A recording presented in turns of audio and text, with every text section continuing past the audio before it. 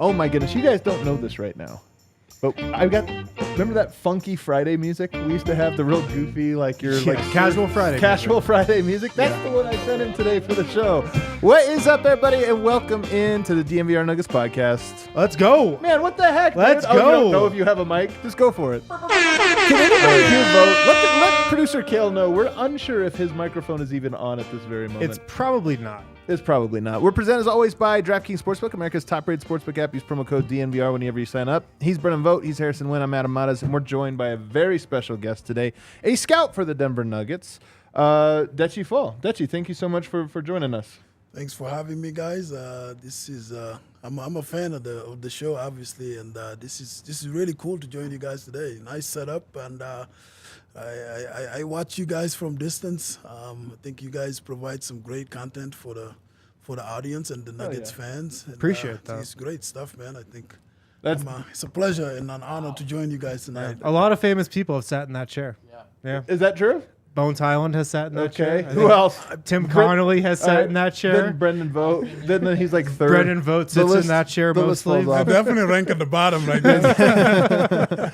All right, so let's get us started right off the top. You know, you're a scout for the Denver Nuggets. You've been here, what was it, 2016 or 15? I joined it in 2017. 17. Yeah, Okay. 2017 I joined, started in the video room, helped on the court a little bit, and I kind of transitioned into the front office. What does it mean to be in the video room? This is a simple question here, but what does that mean? It's good, a lot of grind, long hours, but obviously, what's really exciting and what was really helping me in transitioning into scouting was how much of NBA basketball you actually watch. Right. And, really helping with learning NBA terminology, concept, and right. so that I found that really valuable, and I kind of miss it a little bit. I used to watch a lot of NBA games and that was fun. That was really good. If you're doing video, so are you cutting the upcoming games? Are you looking backwards? What is it? Upcoming games, and then sometimes we'll have projects, Okay. that are requested by coaches. Some cool projects. They always come up with ideas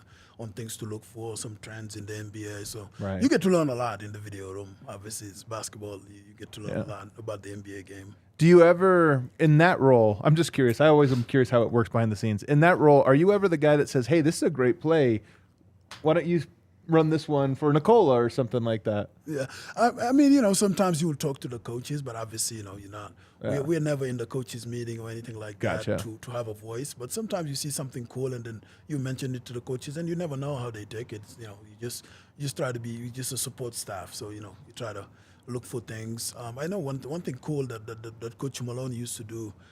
That has his cut is the last 2 minutes of every close game. Right. And I used to see some really cool plays Right. on both ends, and that was really cool. I got to learn a lot of stuff. Cutting last 2 minutes edits. I love that stuff. Walk me through real quick just your road here. So, I mean, you're a tall guy, basketball player. Like, just start from there. Like, where do you come from, and how did you get to the NBA? I was born and raised in Senegal. It's funny you said that. I just stumbled into basketball. Obviously, I grew up in a very well-educated family, and my dad was a former teacher, and academics was huge for us. And I had aspirations to go to medicine school and be a doctor and all of that. And then as I grew, and I just stumbled into basketball. I was kind of start playing basketball, and there was an academy in Senegal called Seeds Academy, which is created opportunities for many young boys and girls from Senegal. And I joined the academy in 2016, and it just kind of changed my life. Start playing basketball, just opened up my eyes. I got to meet a lot of people, including Tim Connolly, who gave me a chance in the NBA. My former boss. I met Tim at Seeds. Back then he was a scout for the Washington Wizards. We met in Senegal, in my home country, and we stayed in touch. I've always been admired Tim from a distance because of how approachable he is and his willingness to help, and he's such a down-to-earth guy, And so, I met him there, and then I got an opportunity to come to the U.S., play basketball. I played high school at South Kent, and then played college ball at Roanoke College, a small school in Virginia.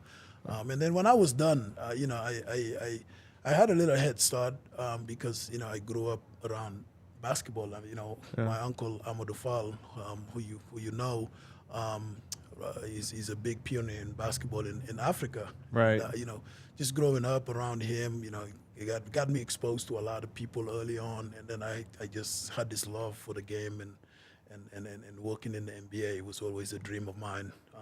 Seeds is such a cool program because, I mean, I'm sure it's changed over the last like 15, 20 years, however long it's been around. But the idea of it is an academy where you're training basketball prospects, but not all of them are going to be NBA players. Not all of them are going to go. So it's also a great school. Like in Senegal, it's also like one of the top schools. Is that right? Yeah, no, absolutely. It's a sports and education. Right, That's what it is. So it's obviously education first. You have to be a student to be able to be admitted to Seeds.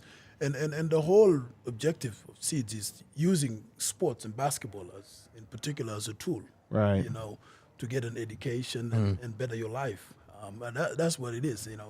There's, like, to your point, in Seeds' existence, we've had one NBA player. Who is it? Gorgis Dieng, who's still playing. Okay. He's now with the San Antonio Spurs. I thought the son of Diop, was he not from Seeds? He was not a Seeds. He was in the U.S. before Seeds existed. Okay. But he's the kind of concept, he was helped with Amadou to come to the U.S. and all of that. But it's the concept. Once they created Seed, it was just like, get these kids that have, basketball abilities and teach them life skills so they can use basketball as a tool to better their lives. And I was fortunate enough to be one of those kids, and I was there for a couple of years, got an education in the U.S., and here I am. I got an opportunity to work in the NBA. Tell me about the development of basketball in Africa over the last 20 years or so, because it seems like from afar it's kind of like in a rapid development phase right now. Oh yeah, no, absolutely. I think the NBA is heavily invested in Africa and basketball in particular. It started 20 years ago. I think it was they call it the Africa 100.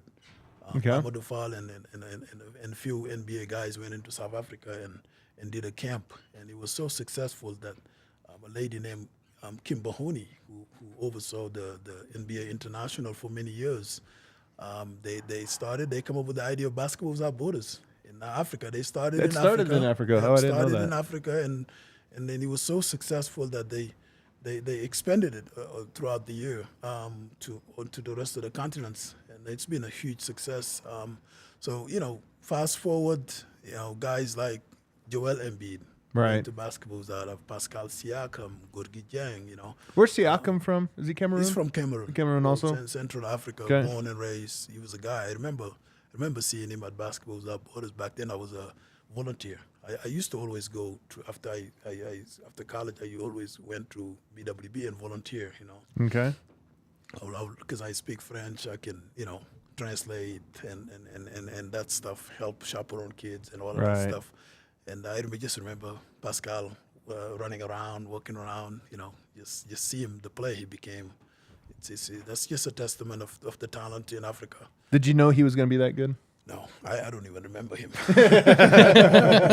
That's funny. I love his game, though, man. He's one of the most quickly improved players, drastically improved players we've ever seen, really. Yeah, no, absolutely. And I was coaching in college before I joined the Nuggets. He was in our conference in the WAC with the Grand Canyon University. He was at New Mexico State. We used to see them a couple of times, and I used to watch. I've reached out to the people I knew in the NBA. I'm like, man, this kid is. I don't know if he's going to be this good. I'm not going to sit here and tell you that I knew he's going to be this good. But to your point, I just used to see him keep getting better. Every time you see him, like he's just a different player. Keeps adding more and more and more to his game. He's been a fun story to watch. What are the countries in Africa that seem to be producing the most talent, and maybe what are the ones that you think will in the coming years? Yeah, no, that's a good question, man. I was reading something. Nigeria, obviously. Yeah, that's the most populous. It's the most populous, and you know why? It's because just can you guess how many people are in Nigeria? 60 million. What's your guess? I'll go higher. Yeah, he laughed, so I was way off. 61 million. Yeah, come on. What's your guess? I'll go 66. Yeah, triple that. So it's 120, 180 million.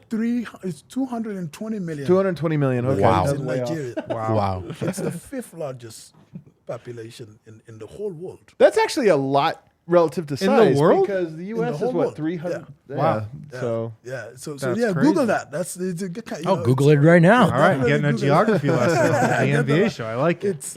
It's you know, it's this country, and then you take a country like Congo. Wow.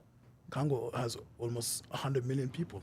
You combine those two countries, it's the population of the United right, States, the whole right, United States. right. And those two countries have the most physically talented human being you Yeah. can ever see. Mm. You know, Tall people. just physically Athletic, talented. yeah. Think of Giannis Antetokounmpo. Okay, yeah, right. He's Nigerian. He's not yeah. Greek. you Yeah, know? yeah, of course. Let's get that out of the way. He's not Greek, right? Right. But, you know, Yeah. Victor Wembanyama. Yeah. His father Congolese. is Congolese. Yeah. Oh, wow. Like, you know. A lot of those best French athletes, right? Former Nugget. Yeah, Dikembe Mutombo. Right, You know, right, right, just yeah. Serge Ibaka, you name them, you know, like, just like these human with this physical talent that you've never seen before. You know, I always say, like, the biggest asset for Africa is its people. It's always, it's its people. It's such a young, it's 300 million people, those two countries. 60% of it is under the age of 18. Wow. Oh, wow. You Wow. know, 60% of that population is under the age of 18. Just think about that, you know. So it's just, I think it's just going to be a matter of a time where they start producing, you know, players. We're a long ways away from getting there. Obviously, I think Africa has its challenges, you know, stable governments and all, you know, lack of resources and all of that.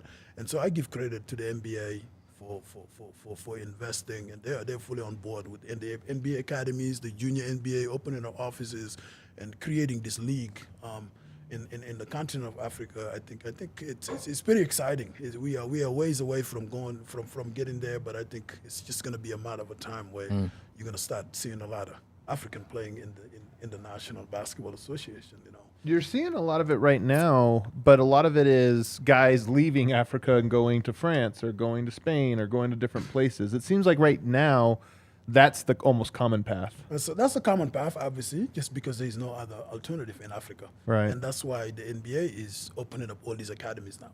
Right. Now you have kids that are just eventually gonna get drafted straight from the academies. You've seen the success they've had in the academies, with the Global Academy. You know, every year they've produced lottery picks.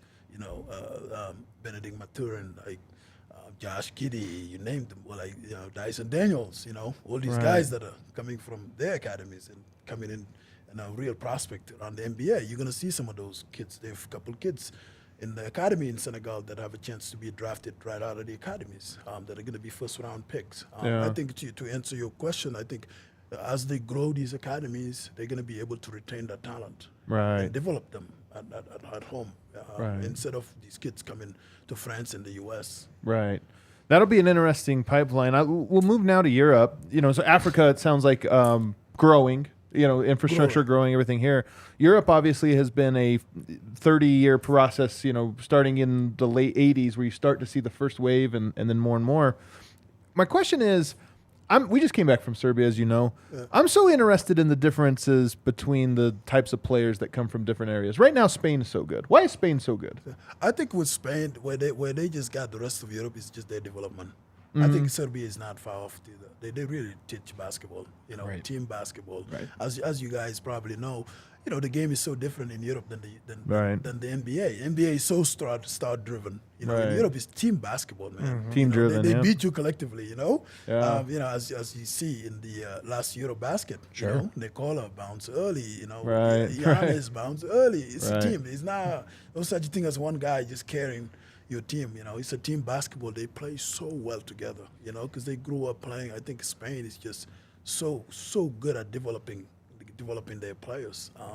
Does it run deep? Because or do they just have like 20 guys? You know what I mean? Is it top to bottom? They have a whole pipeline of good players. Yeah. Like Argentina, it seems like they almost had a wave of guys come through. Yeah, I just think it's their development. It's their player development and coaching that they're ahead of the rest of Europe. Obviously, Serbia is right up there too. You take a country like France, they might have an edge on them on the physical talent. Obviously, they always find these freaks, from all over France. Yeah. And then just France. Spain don't have it, but they really do a good job of developing their talent. They really Yeah. did a good job. Let's get to Kamagate here a little bit. He's obviously an intriguing prospect. I really didn't hear a whole lot about him going into the draft. He's one of those guys, second rounder. What's sort of the scouting report on him, and how did it come together to draft him? Yeah, well, Ismael is a late bloomer. Okay. We call him. He was a late bloomer. He was a kid that started playing basketball really late. I think he was in the French fifth division just 4 years ago. Oh, wow. His agent Bunanjai, who's also the agent of Wembanyama, found him and got him into Paris. He works with Paris, and then the plan was to get him in their development program, the youth, develop him through their youth, and he surprised him so much, and next thing you know, he's starting for their team. Right. In Paris. And personally, I was in Paris last year, at the beginning of the year.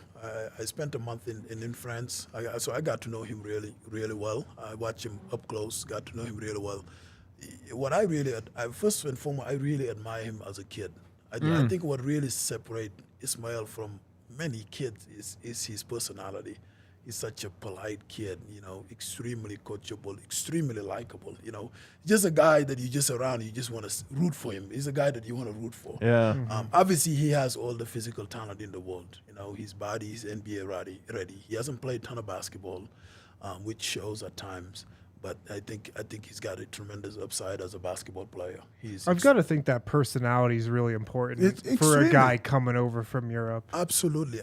And I think that's why I'm always been willing to bet on those guys. I think the personality and just the mental makeup of that kid he already has the tools, the foundation to work with, and then you combine that with his mental makeup. I think the sky is the limit how good he can be. Obviously, I think the best path for him to develop is probably to come over here and play basketball, play more, and get taught how to teach how to play basketball and really play a lot of reps. meaningful minute. But he's a player I'm really high on. Obviously, who knows? We just project. Right. But I think he has the NBA body. He has the physical talent, and then the mental makeup to really be a really good player. Smart kid, loves the game, extremely coachable. He's a guy. He's a sponge, man. You tell him whatever he does it. And he asks questions, and he really want to be good. And I think that matters. Yeah. The physical development part's interesting to me because it seems like that's where the NBA excels more than anybody else. He has a pretty, like as you said, filled out body already. Is that a thing that you think when he gets over here, it's just going to shoot up a whole other level, or is that a thing he's already put a lot of work into, and you think like, no, he looks like he needs to look? Yeah, no, he has a body. Obviously, you always with those guys, you're always gonna have to like watch their weights and like just teaching them about taking care of their bodies and everything. Right. One of the number one thing I want to see about him is just like him learning how to use his body a little bit more. He's such a naturally nice guy, so you can just get him, just get him to Rough be, and tumble a little yeah, more. exactly. Gotta get some of that dog in him. Exactly. Yeah. So, and he will get there. Yeah. It's just like you gotta push him. You gotta push him. You gotta teach Sure. him. Just get him to use his body and just play with a little bit more force. And I think he gets here, he'll be challenged physically, and I think he will respond. I think it's going to be good for him. You said 4 years ago he was in the fifth league. What about before that? Is that when he started playing? So he was just in France. What the reason why France is so good and always identifying players, they have a league for every youth level. Really? Like for every youth level, yeah. If you want to play basketball in France, you can always find a league to play in. They have a really good structure. Yeah. And they have a really good structure. So he played, but he probably just played in his local league, whatever, And then obviously, probably as he got taller and stuff, people start to notice him. And he was just playing in his hometown backyard, and then his agent found him and got him to Paris, and that's where he really took off.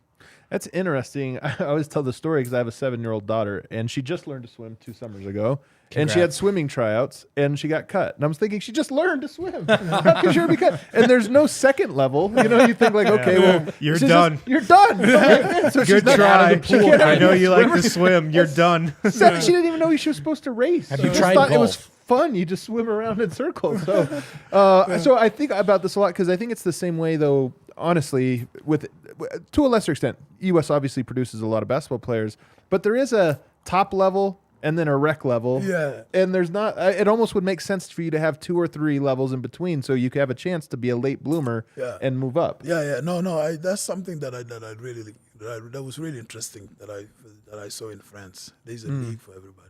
Yeah. They have 3 professional leagues in there alone, and then you have all these youth level leagues. It's pretty good. They have a really good structure. I have a question about Kamagate and some of the unique challenges people in his shoes might face.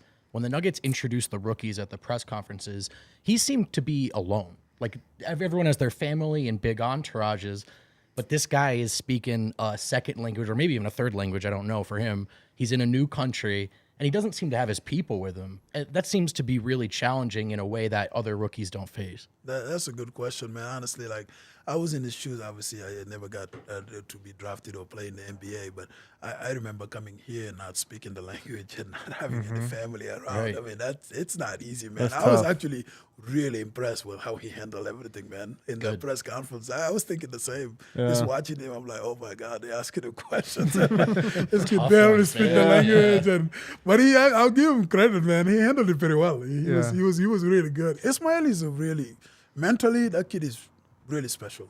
Big smile all the time. Yeah, all the mentally, time. I admire. He introduced himself to all of us individually. No, he's thought it was really crazy. That's mature. awesome. Mentally, he's got it, man. Good. Yeah, Yeah, he's pull got the it. Thomas Walsh. Tell me about the league he's in. So is the top professional league, or like what is it? French league is probably top 5 league in the world outside of the NBA, obviously. Okay. It's a pretty physical, good league. There's a decent numbers of NBA fringe players playing in the French league. It's a pretty good league. And then this year, his team plays also in the Euro Cup, which is just the league a tier below the Euro League, which is the top league outside of the NBA. So he's playing both French and the Euro Cup. So he's getting a pretty good competition. And he's playing with the national team too, This right? year he got called up. That was a great experience for him. Got to score some points. I mean, they're so loaded. Obviously, French is so loaded, especially at this position. But it was good. Yeah. It was good. I know that coach speaks highly of him. Vincent Cholet, he really likes him as a kid. He's the one that's coaching the team when Maniamo is playing. Right. I got to catch up with him a little bit when we were in Vegas to see them play. He speaks highly of the kid. He's always spoke highly of him. He's a kid that he admires. He thinks he's got really good potential. So he's always going to be in the mix. I just don't know how much he's gonna play going forward. Rudy Gobert, Wembanyama. On the national team, They're just so loaded. It's so true. Joel even, right? Position, Embiid is how playing there. That's crazy Stuff. What about the club team he's on? What's kind of been his role, and does he get to shine a lot? Do they call plays for him? Is he the anchor of the defense? What does he do? Yeah, I mean, the new coach, Will Weaver. I don't know if you guys know him. He's coaching the NBA a little bit. He's a guy that they just hired this year. Unfortunately, with some of the conflicts they had with the French Federation, they didn't get his certification resolved until just recently. They were off to a really slow start as a team. They lost a lot of games in club just because he couldn't coach. He wasn't qualified to coach. But he's there starting big. He's there only through big. Obviously they have. But just from watching them up close and watching them, they lack some real guard plays. They don't have a real point guard per se. They got a lot of guys that can play on the ball, but not a good setup guy. To say. And obviously, for bigs to sign, you're gonna need that guard to create for you. Right. But Ismael has been rebounding and blocking shot at a high level, which should translate in the NBA. He's been playing pick and roll. He's been really good defensively for them. Just been up and down offensively, but we're not too worried about that side of the ball with him. As long as he's rebounding and defending, protecting the rim, which is something that he can add to our team. Eventually, I think we are pretty happy. I think it's been an up and down year in terms of his development, but again, I think he's a kid that's gonna really take off once he joins an NBA club and you have a development plan for him. He's got a chance to be really good. Just from looking at his stats, I feel like he knows what he's good at because he's shooting like 80% from the field. Yeah. Like I look at his game logs, it's like 6 of 6, 5 of 5, 6 of 7, maybe. Yeah. No, I mean he's solely a finisher now. Yeah. He's finishing at a high level. He's a big lob threat at the rim. Right. Obviously, he takes up a lot of space. He's got a major presence in the paint. So, he finishes at a high clip, which is good. To your point, it's good. He doesn't force the issue. He's always playing to his strength, which is a good characteristic for any young big. So, I think he's been a very, very pleasant surprise for me, honestly. I like it. I got it. Before we'll get you out on this one, all the talk in the NBA this year, I haven't seen a prospect hyped like Victor W. in a long time. I mean, even Luka, I don't Say think his had last Say name. it. Wimbayama. Say it, Did I get it coward. right? Am I getting it right? Yeah, it Wimbayama. sounds I don't even know. Victor, no. Victor Wimbayama. So even Luka, Just say it fast.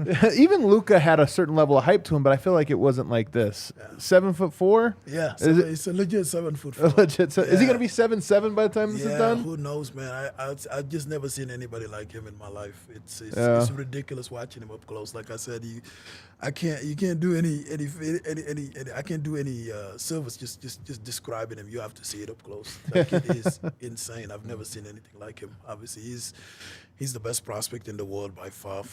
Just a combination of skill, feel. Fluidity at that size. He's so fluid. Like, he changes hand so well. His touch is insane. He can shoot it from anywhere, like on the move.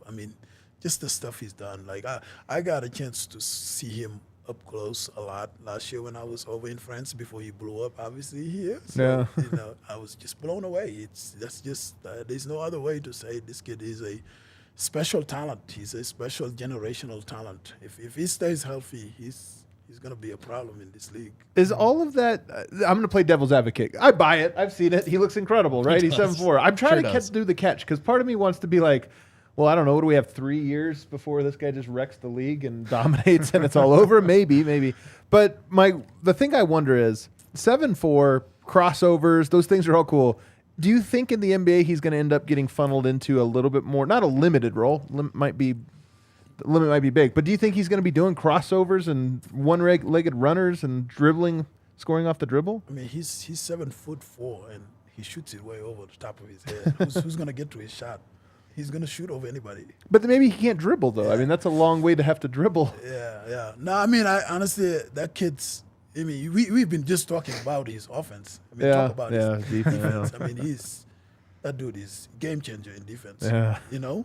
How do you that score that on it? alone gets him on the floor. I saw that play where he was defending a 2-on-1 fast break. Yeah. And they lob it over the top to him. And he goes from guarding the guy on the ball to the guy catching the lob and just blocks it. Just think about the impact Rudy Gobert has. Right. This kid is way more fluid. It's a bit ridiculous. He's game changer. All right. Obviously, when you watch it up close, I'm sure you will appreciate it a little bit. But the hype is real. The hype is real. Is he a better prospect than Luka? Ooh, that's a good one. I don't know. I don't know. Luka is pretty special too. I'm a big fan of Luka too. It's Yeah. pretty close though, man.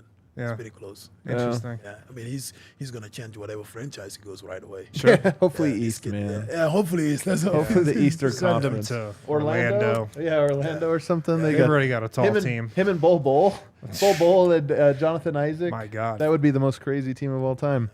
Dethie, I appreciate this so much, man. This is very such good insightful. stuff. Really Yeah. good stuff. Hey, anytime, man. Love talking hoops. Obviously, I'm a big fan of the program. You guys are doing a heck of a job We appreciate covering the that. Nuggets. We appreciate the love, obviously. Let's hope we bring a championship in town, man. Love it. Man, let's do it. Let's do it. Get back Appreciate here it. for the parade. We appreciate it. All right, let's go to break. Kel, go ahead and zero in on Harrison. He'll take us into the break. On the other side, we got notes from Nuggets practice today, and I also want to talk about the Redeem Team doc. I'm going to go full Serbian. I have a bone to pick about the Redeem Team doc in segment 3. All right, guys. Breckenridge Brewery is the official beer of DNVR. It's still Broncos season, so make sure you are picking up some Broncos Country Pale Ale. It's got that Broncos logo on it. It's in that Broncos can. The Broncos Country Pale Ale from Breckenridge Brewery. Breck Brew is the official beer at DNVR. If you don't know where to get it, check out the Breck Brew beer locator on the Breckenridge Brewery website. That will tell you where to get Breck Brew closest to you. If you're local, stop into the DNVR bar. We got Breck Brew on tap. Make sure to pick up some Broncos Country Pale Ale from Breckenridge Brewery, the official beer of DNVR. Also, guys, the NBA is back. Basketball is back. The season's going. Tip off the season with DraftKings Sportsbook, an official sports betting partner of the NBA. New customers can make any $5 NBA moneyline bet. Get $200 in free bets if your team wins. Also, everybody, not just new users, everybody can get up to a 100% profit boost with the stepped up same game parlay. If you add 10 legs to your same game parlay, you get a 100% profit boost. Download the DraftKings Sportsbook app now. Use promo code DNVR. Make any $5 bet this week. Get $200 in free bets if your team wins. Only at DraftKings Sportsbook. With promo code DNVR, minimum age and eligibility restrictions apply. See show notes for details.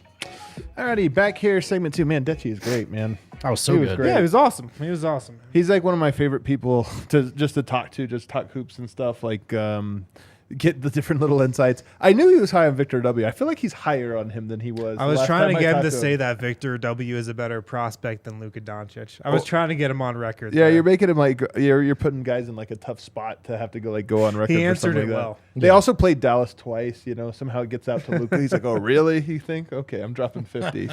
I'm gonna show that scout.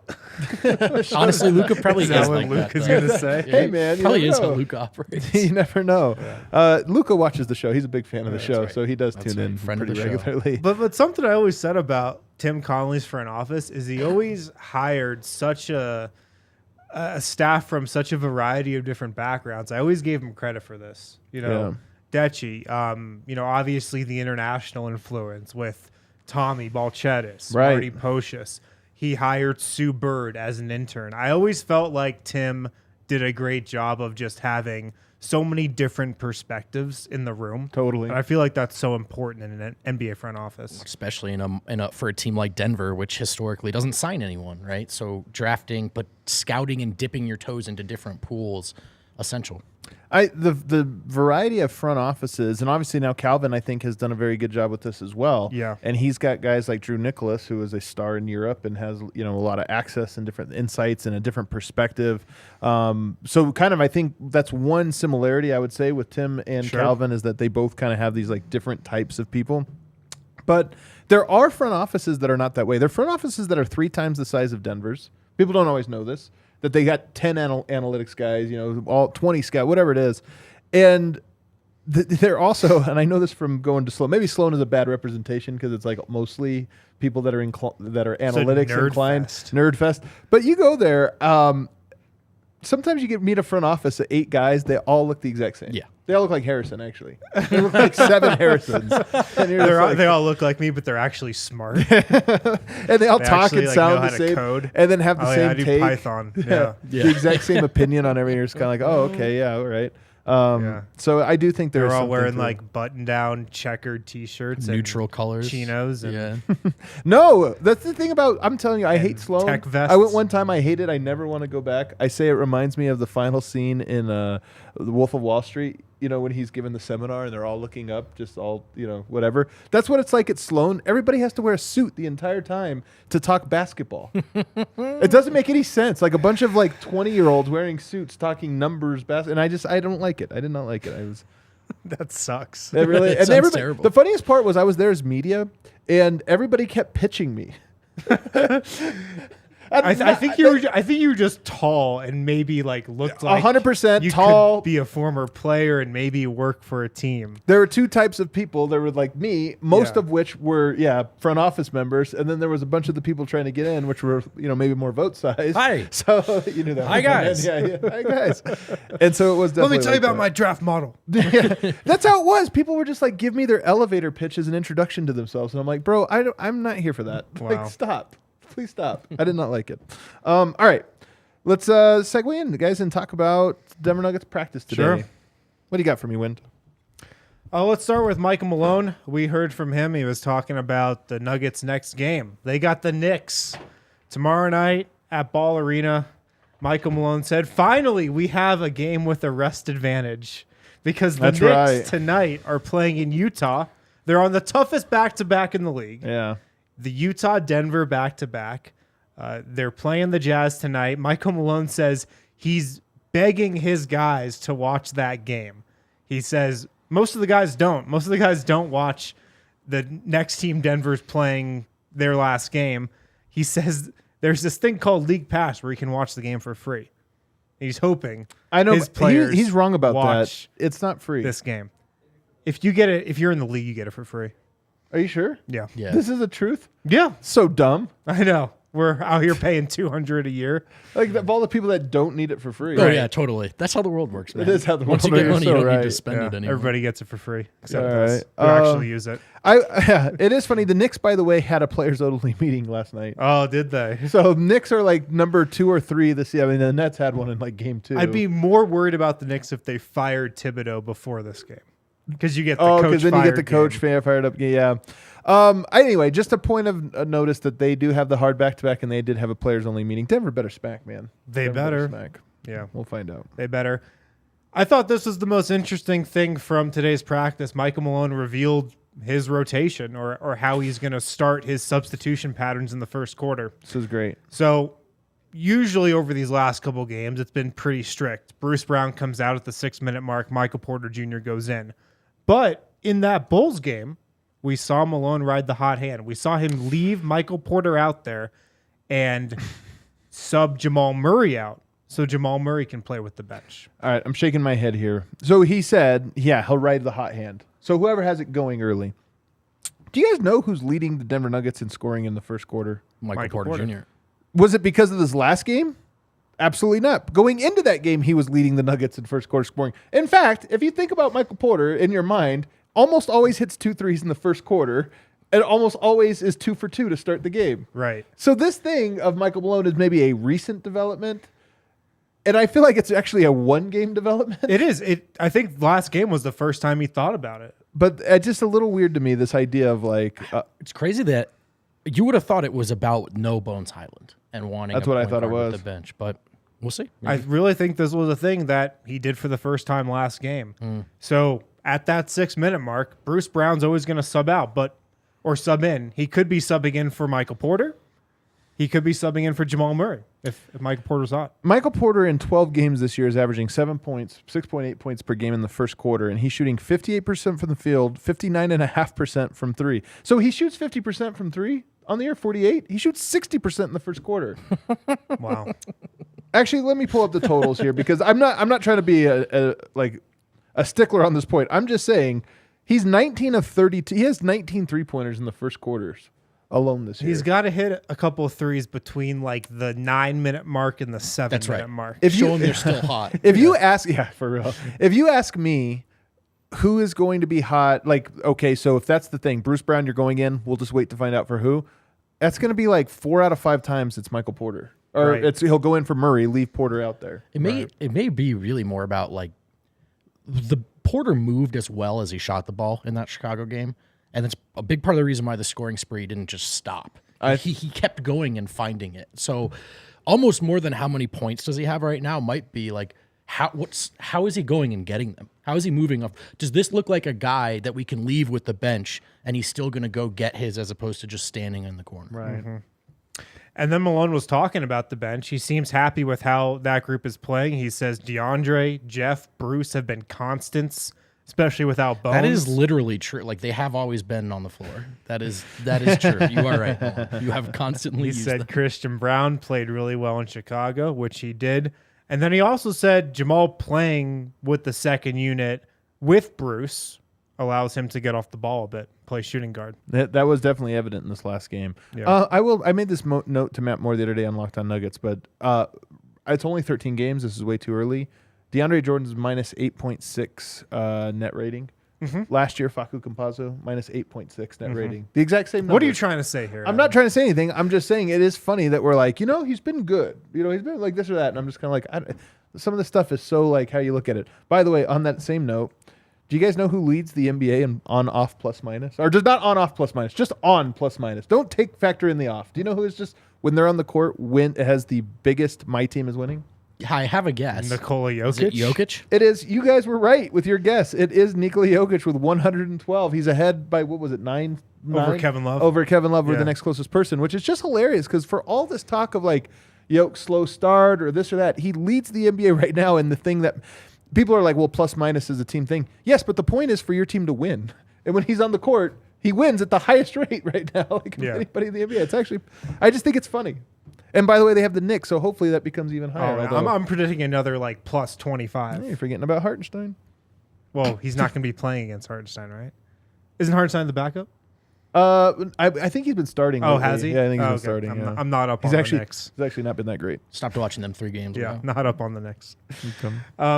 Michael Malone was also talking about Michael Porter Jr. and, of course, staying on the theme of, the effort he's putting out defensively. But Malone went a little deeper today. He said, like, he can count on his hand the amount of shots Michael Porter's taken that have been bad shots. Right. And we talked about this on the postgame show about just how we really feel like Michael Porter's just trying to play the right way. He's trying to fit into the Nuggets starting 5, and he's just really been playing within the offense here as of late.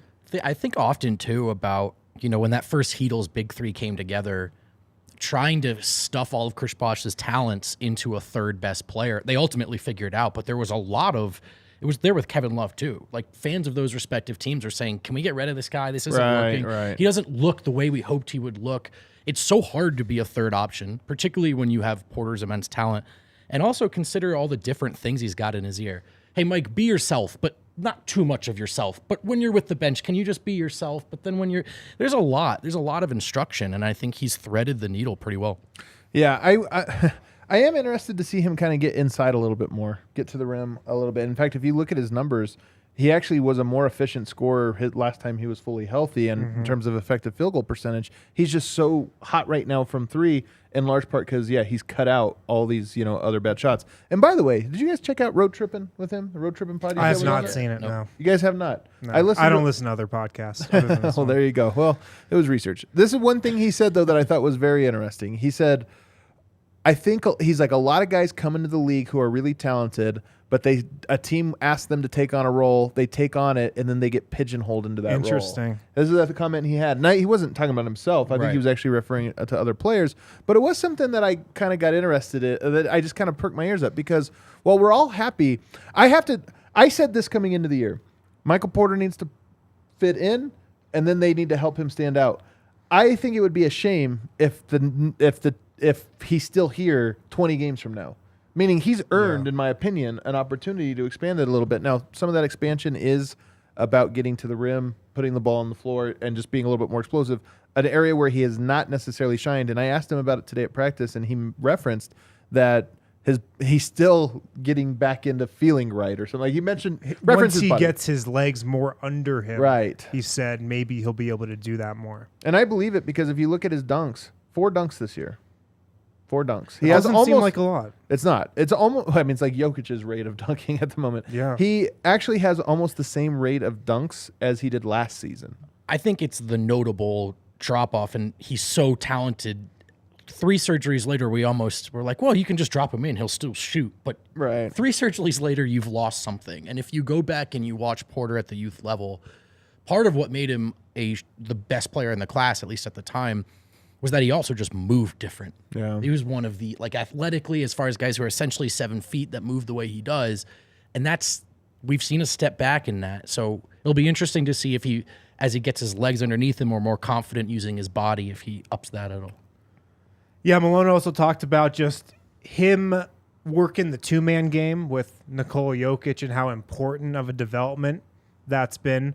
I just wrote about that on thednvr.com. Check that out. I have never seen Nikola Jokic trust Michael Porter more than he did in that Bulls game. Like that was my takeaway from it. I was 100%. I was really, really impressed with just how much Jokic trusted him to win that game pretty much. He was like, Michael Porter, win this game for us, and he did. It's a good strategy. The chat is pointing out he was talking about Jeremy Grant. I told you he was talking about another player. That's right. It was Jeremy Grant, saying that basically he went to another place, expanded, showed he had more to his game, and then kind of broke free of that sort of path. So, but nonetheless, I think like it's a concept that like you still hear and think, well, hopefully he doesn't feel that way about himself, and hopefully that's a thing where he's doing the thing you asked, so now the team doesn't pigeonhole him into, hey, you're doing so good at this, we're not going to ask you to do anything else. And one of the bones you can throw him is, oh, you're playing the right way and you're the hottest guy on the floor. We're leaving you on the floor. The ball's going to you. Yeah. I'm telling you, the more I think of it, the more I kind of like that rotation. At least in the first half, I kind of like Murray to the bench first. You'll probably get a lot of it because Porter's that hot in the first quarters. Yeah. And then Malone was talking about the Celtics game and what he learned about his team from that. And what he kind of settled on was we have to be a lot more physical and tougher. Yeah. Yeah. That's I accurate. thought he was spot on with that. We also talked with Christian Braun and Michael Porter Jr. as well. And, Christian was talking about his routine a lot and just the differences between college and the NBA. And he was saying how in college, look, you have 4 days to prepare for a team. You know all their plays. Like, you know everything about that team. In the NBA, you get a day, maybe. You have back-to-back. So the NBA, he said, it's about focus and preparation. It's about just zeroing in, locking in for those couple of hours or that one night where you have to scout an opponent and just really lock in and focus on that. And that's kind of where his mindset is right now. He was also talking about that Boston game, and he said the Celtics and Warriors games have stood out to him so far. Did you catch why, though? Yeah, because a lot of times the NBA crowds suck, but the Boston and Golden State crowds are great. 100%. It was very interesting. He's like in college, you never have to create your own energy. Oh, yeah. In the NBA, you a lot of times you do, except Boston and Golden State. That was, I mean, he didn't say this, but it was basically like a college atmosphere where the crowds are into it. And I just. Not just college, too. He went to Kansas, and they won a title. Yeah. I mean, it reminds me of Jamal coming from Kentucky. Like, you think about the media day with the Denver Nuggets, it's probably a big step down. Oh, it's a huge. Are you sure. from Kentucky? Yeah. Are you kidding me? Yeah. So, I mean, think about that. Yeah, you know? Kansas probably too, although Kentucky, I Yeah. think especially, but Yeah. Kansas as well. But he did say he loves playing in those environments. I think a big reason why is probably because that's what he's been playing in the last 3 years. Right. And then he said the biggest adjustment, he said, was adjusting to the recovery, getting back to your hotel, recovering, doing what you're supposed to do is really important. That's also got to be a big adjustment going from college. In the NBA, like a lot of these guys, you're just on your own. Like it's up to you how you're going to recover, how you're going to keep your body right from game to game. So that's kind of where his focus is right now. And then we talked with Michael Porter Jr. as well. And he was asked if he's going to watch the Knicks tonight. He said he is. Yeah. And that he usually watches about 2 games per night. He always says that he watches Denver's next opponents, previous game. So I believe he'll be tuning in I think tonight. Michael Porter's a hooper, man. Yeah, he said he's watching the whole league right now. Totally. Yeah, except for he's not watching Trae Young. He's not watching Trae Young, but he's watching some of his old teammates, Torrey Craig and Jared Vanderbilt. Yeah, loves watching Torrey Craig. Loves watching the Suns and the Jazz. You think he's watching Torrey Craig like, oh, How'd I not play over that guy? I'm no. I thought he's like, man, I'm gonna score 50. I can't wait. Please guard me. Yeah. How would I not start over that guy? On the rotation, I thought this was interesting too. Malone was talking about how he's going to leave Porter out there if he's hot in the first quarter. Michael Porter said this was actually something that he was going to talk with Malone about, but then Malone just did it naturally in the Chicago game. And Porter really likes it. He wants the opportunity to be out there and play further into the first quarter if he's hot. And then, like you said, he was talking about getting to the rim more. He says that's something he can be doing more of. Once he gets his legs under him more this season, he thinks he'll be doing that more and be better there. That's what I got. I love that you had to go in order, even though I took you out of order. You had to finish just in had order. to hit it again. Wind in his lists. Yeah, it sounds like it was a pretty light practice today. Malone was back to being in a good mood. Remember Malone in training camp? All great mood, confident, just exudes confidence the entire time. You get into a little bit of a rough patch there for a little bit. Malone kind of got a little tight, a little nervous. Team's playing good again. I feel like he's they're back. 9-4. They They're went 9-4. 3-1 on the road trip. Are they still number 1 in the West? Well, they're Are Portland. they? Or is Portland ahead Portland of has them the now? head-to-head too, so they. Yeah, would they're be, still at the best record. Portland's technically All right. number 1. I did not see Bones Highland at practice today. Yeah. The guys were kind of running off the floor when we got there. I think it's to be determined if he plays tomorrow. I would love. Are you kidding me? Like the Knicks at home on 3 days rest when they're on a back-to-back. If there was ever a Bones game, man, Oh, that's like a Bones vibe. Like Bones rides the vibes waves better than anyone. And that's like set up for like, oh man, come out and hit 2-3 threes in a row and then just get the crowd going and turn this into a party. Yeah. Anything on Ish? Funny you ask. Well, he was on the injury report last game. The one for tomorrow hasn't come out yet. But we walk into practice and he's like scrimmaging full throttle with the assistants. He looked good to me. Yeah, he was giving the business to Darrell Arthur. Yeah. I mean, you kind of, as a third string guard, you want to be available. It's kind of the big thing. Oh, actually, I do have a good note from a road trip, and people should go watch it. I thought it was an interesting interview. He says that the Nuggets this year got a new piece of equipment that monitors, and I know other teams have had this for several years, but Nuggets got it this year, where it monitors, it like is like a tracking thing. So it picks up on you, like, you know, like, and just locks into you. And then every shot you take, it keeps your stats. And he goes, he's shooting 80% on 3-pointers in the gym in practice. My God. Which is, and then somebody, and then there was like, well, that seems almost low considering like we watch him. Sometimes he goes like 18 of 19, you know, or whatever. And he said, yeah, but he's like, that even includes the ones where I'm just messing around shooting half quarters or something. So he might actually be like 85% in practice, which is pretty wild. Man. I thought it was pretty great. I would just watch the COVID situation. You've seen it pop up throughout the league. I mean, Bones is in the protocols. I learned today that Ryan Saunders was left in Boston, didn't travel to Chicago. He's it's in a the weird protocols. way to say that. The defense was really bad that game. Really Yeah. So I just think there's a heightened concern around the league right now. Yeah. So A I would heightened concern around watch the league. for that. Yeah. All right, take us to break. On the other side, we'll do a shortened third segment here where we just kind of talk about the Redeem Team. You watched it? I did watch it. I mean, a while ago when it came out. You watch it? I like No, how I'm we're not just watching that getting doc. to the You're not Redeem watching that Team doc. now. I'm so uninterested in that. I did watch it, though. I did watch it. Guys, Evoca TV, make sure to get set up with Evoca TV. Is the Serbia doc still on? Yeah, Evoca I think TV? Yeah, by the way, the Serbia doc I think will be out on YouTube next week. It's still on there but for it now. is on there tonight, I believe, and tomorrow after the game. Then it will be on YouTube. But Evoca TV, if you want to watch the Nuggets, Evoca TV is the best place to do that. Go to evoca.tv/DNVR. Use that link. Watch your favorite Colorado sports teams. Original DNVR content. You can watch this show on there as well. Watch Nuggets games, Avs games, other entertainment channels as well. $25 a month plus a $5 receiver. Evoca.tv/DNVR. Also, if you're looking for tickets to sporting events, concerts, shows, whatever, Game Time's your go-to. Use our link in the YouTube description if you're watching there.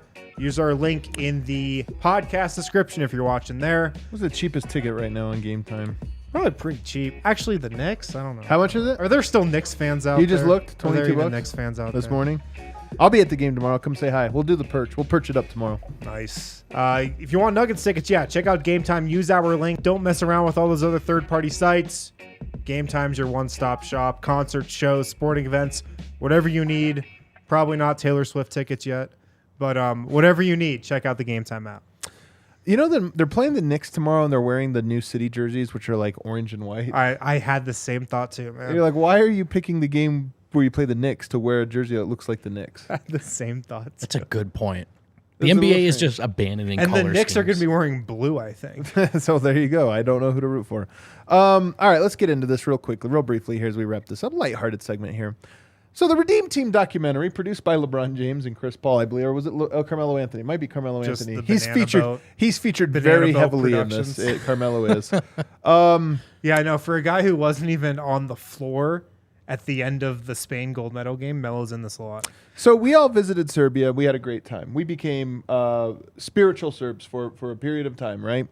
The moment that most manifested itself was when the NBA was talking about the Jokic spinny shot that during the Eurobasket, when it was actually the World Cup qualifier. And for me, I just got so outraged. Like I went full Serbian, right? Where I was like, oh my God, I'm offended. It's not my thing.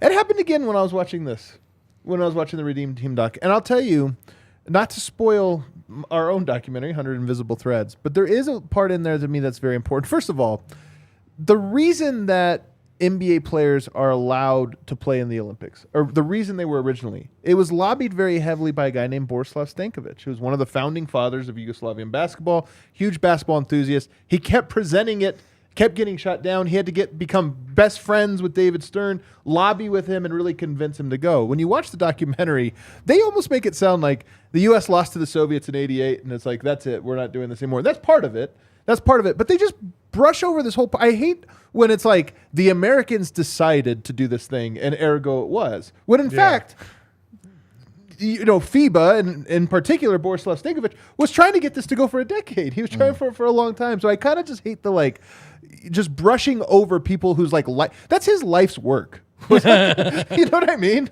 Like there's a little bit of a thing so that was like the first thing where I'm kind of like, all right, whatever. And then they go through this whole how much they dominated throughout all the eons of time. Which is true. The U.S. is the number one basketball nation by leaps and bounds. I'm not trying to dispute that. But it is funny to me going through it and being like, you would think they only lost twice ever. They did the Olympics, but only lost twice ever in international competitions. One was was it 78? And then the other one in 88? Was it 70? I can't remember. Whichever one was the first. 72, I think. Soviet Union one? Yeah, both of them were the Soviet Union. One of them legitimately, one of them more illegitimately. Right. And they almost just glossed through this fact, and it's like, hey, man, there is a bigger story there. So at first I was a little bit bummed out about that. My first note, though, before I get into more grievances, Kobe Bryant really was the star of this documentary. Totally.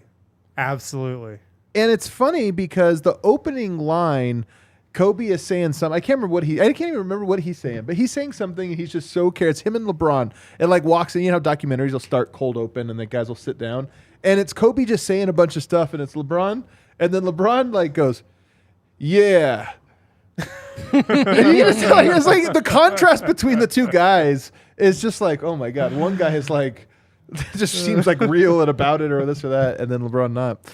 I did kind of just enjoy the contrast to all of that because I thought the entire documentary, you look at Kobe and you seem love or hate him, he just seems like such a character, and LeBron seems like such a brand, throughout it or whatever. I think also at that stage in their careers, Kobe was still just that guy to them. 100%. That he was a real person in front of them. Even for guys like LeBron, I still think 100% accurate. LeBron at that time, it was funny because in 2008, I was thinking LeBron's better than Kobe. He's passing Kobe. Kobe is at kind of a bottom at that point because he'd run Shaq out of town. They hadn't had the success this or that. But yeah, so it was just kind of funny to see. But the one thing about 2008, and I didn't think about this stuff when I was I was really into the Redeem Team. I think I told you guys that. I bought a Kobe Team USA jersey because I liked Kobe, hate the Lakers. I'm never going to buy a Lakers jersey. So that one was okay, sweet, I get to wear. I flew to Vegas. This was before I was covering the NBA or anything. I flew to Vegas to watch them play Venezuela or something. I just wanted to see that team live. So I was really into this, really into this team. I didn't think about how at that time Kobe wasn't quite the guy people looked up to. You know how it is, as you get older, players start to look up to you more and more. But when you're young or just the average age, you're a competitor. Are young players coming to the league looking up to Giannis just yet? Maybe a little bit, but not fully. This was at the point where Kobe was kind of going from the young or the regular guy to the part where the next generation was starting to look up to him, even though he's a living legend and on the court. But what was interesting is they're talking about how much Kobe had no friends. Yeah. In the NBA right now, everybody's a loner. friends. Yeah, he was a loner. And so even Carmelo and LeBron and Dwayne Wade, they all know Kobe. They all like Kobe, this or that, but none of them are friends with him. This was an introduction to friendship. Right. Yeah. And then he was I'm going to work out at 4 a.m. And Melo was like, By the way, can I say Melo looks great in this doc? He looks so thin, don't you think? I've never seen him look as skinny as he looks in the documentary. Like we said, maybe he made the doc. That's so true. He had Final Cut. He actually isn't skinny. They just have the perfect lighting for him. He does have the most words, I think, in the doc. He has a lot of words, and I found him to be very charismatic. I enjoyed it. I've told you guys, I like Melo. I kind of I've always liked, off the court, Melo actually seems like a very likable guy to me. Not that I know him personally. Right. But I thought some of these things were great. And then this idea, you did wonder, here's the thing that bothers me, and this is in the documentary. I actually cut a lot of this out of the documentary, 100 Invisible Threads. When we talk about the Dream Team of 1992, there's a reason that team was so special. It was the first year NBA players were allowed. it was the perfect confluence of Larry Bird and Magic Johnson's fame and Michael Jordan's fame, like at the exact perfect moment. If that happens in 95, it's different. If it happens in like 88 or 96 rather, if it happens in 88, Jordan is like not quite Jordan yet. So even though he's a great player, he's not thought of. So it happens at this perfect moment where you get these guys that are legends. But the one thing that bothers me about it and going there is, we all know, there was a team that wasn't involved, and I don't want to spoil too much because a lot of the documentary is about this, and it really was the Yugoslavian team. And the thing that's interesting to me is they talk about it as 1992 was the year that the Dream Team brought basketball to Europe, as if it didn't exist there before. Right. And like that was it. And there's a lot of truth to this. It did help explode popularity of basketball, 1992 Barcelona. It really made a huge impact on it. Vlade Divac was already in the NBA in 1988 or 1989. He's in the NBA. Same with Drazen Petrovic. You had Danilovic. You already had the European wave of players coming in. I think that the Dream Team helped accelerate it a lot. But in researching 100 Invisible Threads, one of the things I strongly push back on is this idea that in 92 there was Team USA and there was a bunch of scrubs. And then in 96, it was Team USA and a bunch of scrubs. And in 2000, it was Team USA and a bunch of scrubs. And then all of a sudden in 2004, the world caught up. Right. Like and this is how it's presented, is it's like, no, I don't think that's true. First of all, as you'll learn in 100 Invisible Threads in 92, there's some teams that didn't get to participate in that year that I think would have gotten killed by the Dream Team, but it would have at least kind of shown that, okay, that the Elevated the collective. It would have just elevated it a Not little every bit. team was Angola. Right, exactly. Right. 96, you still had like actually games that were slightly more competitive, but I think very similar things. Like Europe is in the same level of flux at that moment in time. 2000, Team USA won by 2 points. Right. They eked out a win. They barely escaped with a win to get a gold medal in that one. 2002, they took 6th place. Like there's all these little checkpoints along the way that say, hey, Team USA may be as great as they are, and USA, #1 basketball nation, full stop. Full stop. It's not, I'm not trying to make a crazy argument here, but I hate this argument of like, there was nothing to be learned until all of a sudden the tables turned on Team USA. To me, that's the thing that I think we lose the most from the way we tell this history. And look, history is written by the winners. And that history, though, to me is just such an incomplete one. It's USA was always greater. I think that they had a big blind spot that wasn't exploited the way it could have been until 2002, basically, when it kind of smacked them in the face. And then 2004 at the Olympics. Yeah. Well, I mean, we are the United States. We are the best, and we have introduced everything to the world, and we deserve credit for it all. But even that game against Spain, like this is the redeem team. You've got Kobe Bryant, LeBron James, Dwayne Wade. Like that was still a competitive game. It was 5 points with 90 seconds or something. Game. Like it was a great game. Or even to one of the points you made earlier, I think the biggest fun fact for me in that trip was, they've been playing basketball here for 100 years. Right. 100 years. Well, 99, but yes. Yeah, 99. Thank you. Like it's not, without trying to understate too the impact that team had on growing the game. But again, they hardly introduced the game to a lot of other people, and it is an incomplete history. Yeah, and so that was my only complaint. It's not even a real complaint. It was just a little complaint because as I'm watching this, I don't like when stories take the easy way out when there's other more interesting stories to be told there. And that's all I'm getting at. The Dream Team's a great story. The Redeem Team's a great story. Honestly, I really love the Redeem Team. I was like that was the Dream Team for me, right? That run was the one I got to watch. Watching that team was unbelievable. So I like those teams, but I just didn't like the way that those other parts of the story were glossed over. That being said, that movie would have been 2 hours long if they would have given too much more of the history. I just thought they could have served it a little bit. But you went through this too, making your own. It's hard. You can either include it all or you make some cuts, Right. I didn't think it was that great.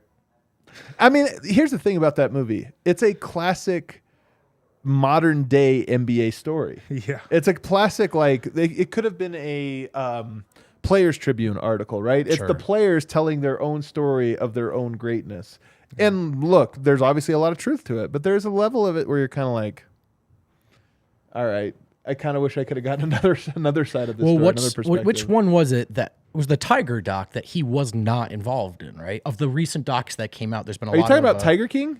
No, Tiger Woods. Oh, Tiger Woods. I I know some people that have made the argument that's the most interesting of the recent wave of docs about our legends, and maybe from the standpoint of he didn't make it about himself. Right, 100%. Did you watch the Lance Armstrong doc? No, I didn't. He was in that one. Oh, I did see that one actually. Yeah. Yeah. I did see that one. That was a rough one. Yeah. All right, hit that outro music for us, Kale. I think this was a great show today, guys. It sucks when the NBA, like, the best days are game days. Sure. The worst days are non-game days, and the worst of the worst games are when there's 2 non-game days in a row. But we survived. Practice days. Practice days, man. We had Shout 2 out of them in a row. Dethie. What an appearance. That was great. Shout out Dethie, man. He's absolutely great. So thankful he came on the show. So if you guys missed that, rewind it, check it out. Got a plug. Got a plug. for it. The takeovers. You can get your tickets for the Saturday Jazz one. Is that on the 10th? Do I have that right off the top of my head? Yep, December 10th. But also, all these tickets now are available. So make sure you're checking it out on the site. We're pumping out promo materials from DNVR Nuggets. Don't miss out on the best nights of the regular season. Ditch the FOMO. Add a little party bus into your life.